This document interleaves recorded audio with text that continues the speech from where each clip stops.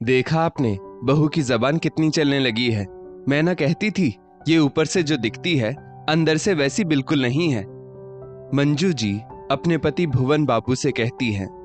भुवन बाबू बोले, सही कहती हो मानव की माँ, ये बहू भी ना अपने आप को ना जाने क्या समझती है।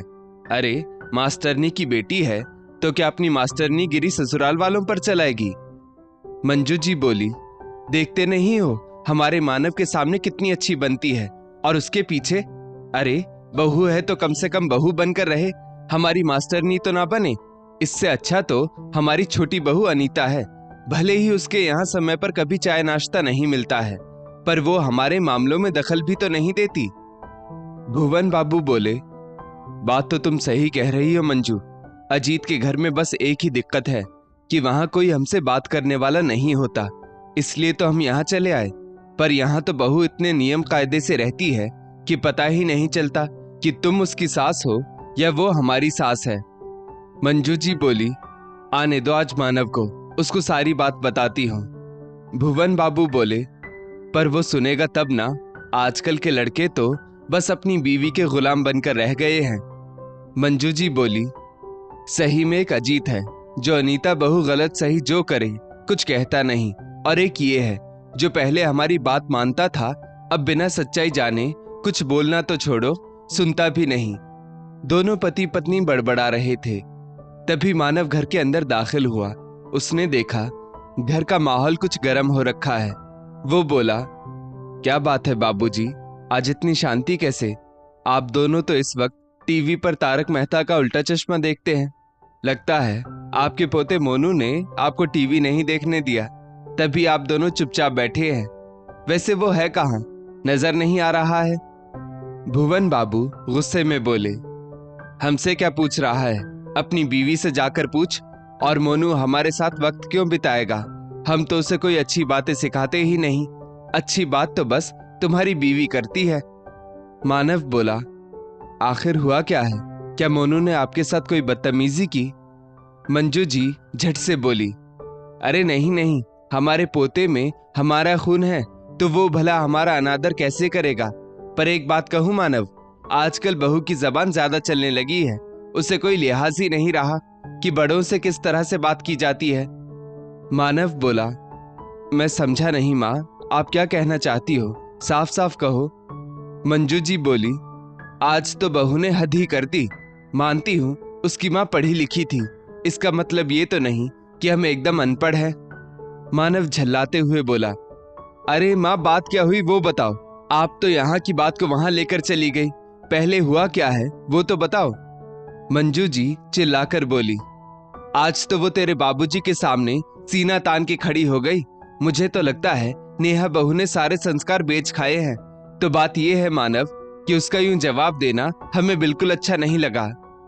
मानव बोला, अरे माँ इतना क्यों चिल्ला रही हो? पहले आप शांत हो जाओ, मैं जाकर नेहा से बात करता हूँ। हैरानी की बात यह है कि इतने सालों में नेहा ने ऐसे तो आप लोगों से कभी बात नहीं की है। भुवन बाबू गुस्से में बोले, तो क्या हम झूठ बोल रहे हैं? अपनी पत्नी पर तुमको भरोसा है पर अपने माँ बाप पर नहीं। ऐसा ही है तो साफ साफ कह दो बेटा, हम हमारे अजीत और अनीता बहू के पास चले जाएंगे। मानव हैरानी से बोला, अच्छा तो अजीत आपका अपना है और मैं पराया?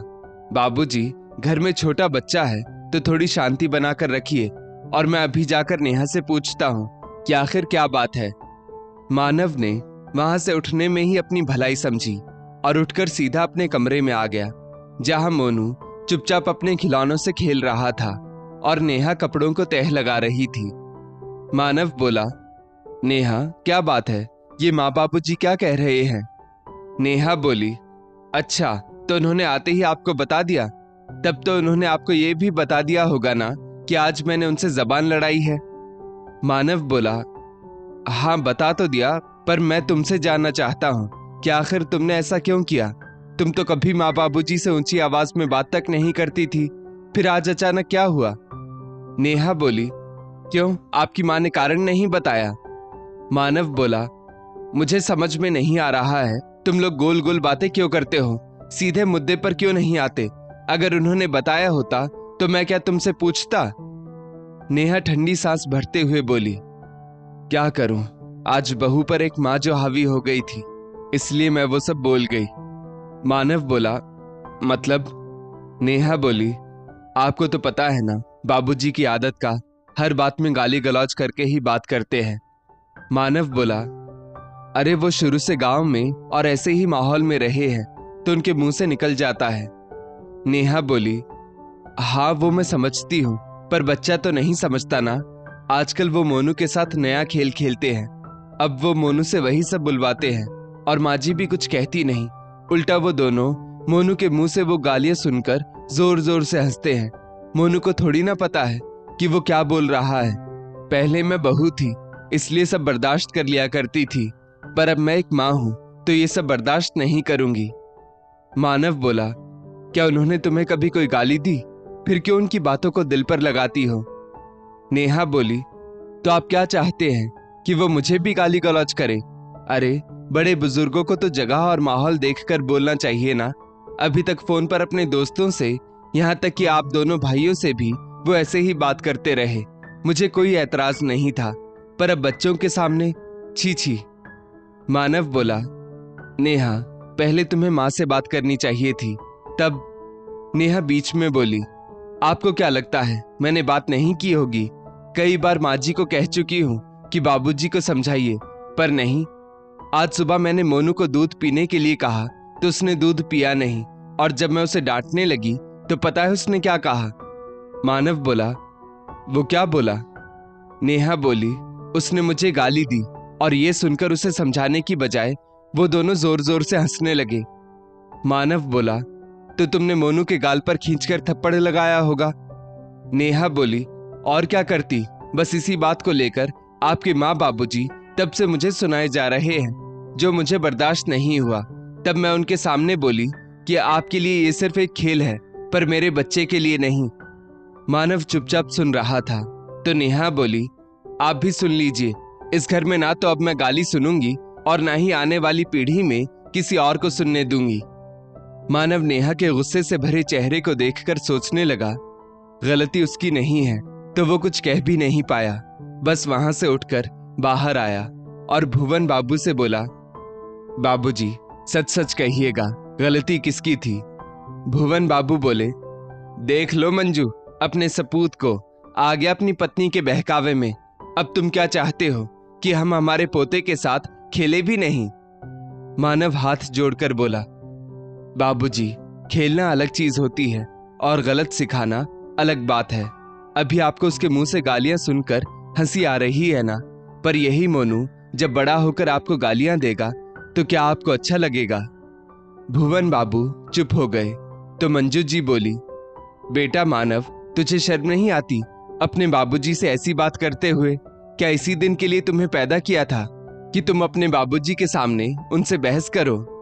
मानव बोला, माँ एक बार सोच कर देखो, मैं आपको गाली दूं तो आपको कैसा लगेगा?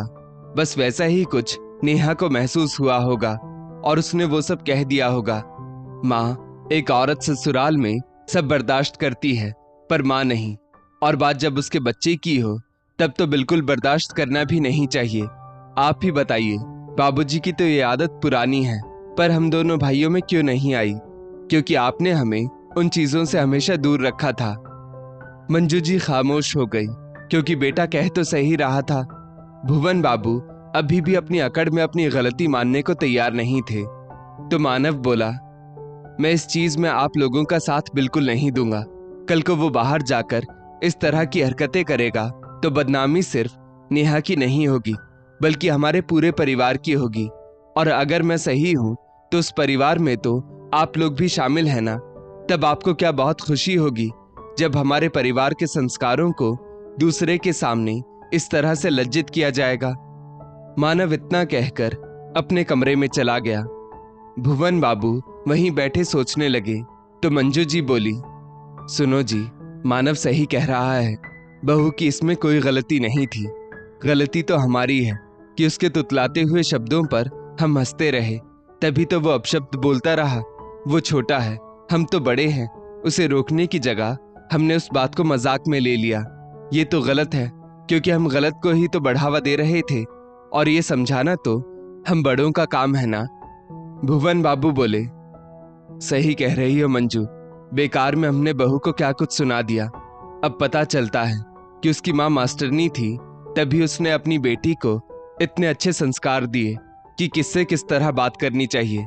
मैं ठहरा गंवार देहाती जो एक लाइन साला बिना गाली के बोल नहीं पाता हूँ। देखो फिर निकल गई। पर मैं तुमसे वादा करता हूँ मंजू, मैं अपने पोते के लिए अपनी इस गंदी आदत को छोड़ने की पूरी कोशिश करूंगा। तभी नेहा मोनू को लेकर भुवन बाबू के पास आई और बोली, बस यही प्रयास चाहिए आपका बाबूजी। लीजिए अपने पोते को और इसे गीता, महाभारत और ग्रंथों के बारे में बताइए। अपने अनुभव इससे साझा कीजिए कि आपने आज तक कितनी मेहनत की है, तभी तो आपका पोता आपके और अपने पिता की तरह मेहनती बनेगा। दोस्तों, इस स्टोरी को लेकर आपकी क्या राय है, नीचे कमेंट करके जरूर बताइएगा। और ऐसी ही और भी बेहतरीन वीडियोस के लिए हमारा पेज जरूर फॉलो करें। धन्यवाद।